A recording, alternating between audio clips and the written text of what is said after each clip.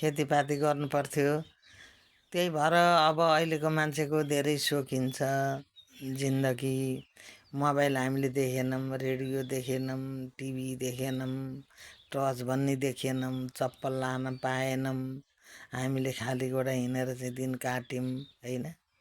हामीले कोदाको ढिँडो खाइयो, सिस्नो खाइयो, मकैको च्याख्ला खाइयो, चामल कहिले काहीँ खाने हो, सधैँ त्यही खाने हो। सिस्नाको सब्जी बनाएर खानु पर्थ्यो। अब त्यस्तो ठाउँमा हुर्क्यौँ है।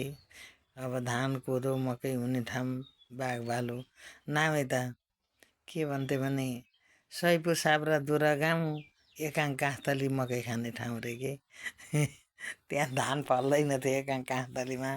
अहिले त अनेकको बिउ लगेर रोप्न थाले। अहिले त अब बाटोघाटोको काठमाडौँ अब सैपुबाट काठमाडौँ आउन 7 दिन हिँडेर आउनु पर्थ्यो।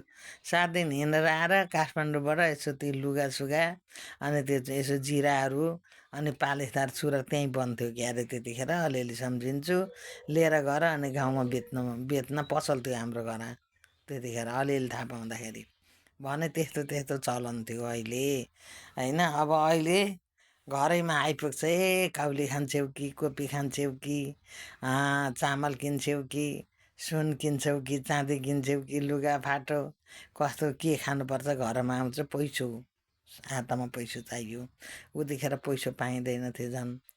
अहिले उतिखेर त काम गऱ्यो भने नि यस्तै मकै भए मकै, कोदो भए कोदो, धान भए धान, यस्तै हो उ बेलाको बनी गर्दाखेरि। अहिले त पैसा क्या यति रुपियाँ दिन्छौ।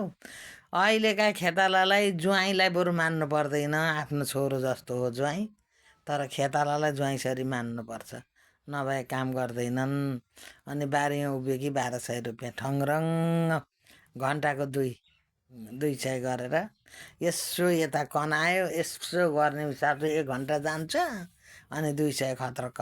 त्यस्तो जुग जमाना आयो साथीहरू। म अर्को भिडियो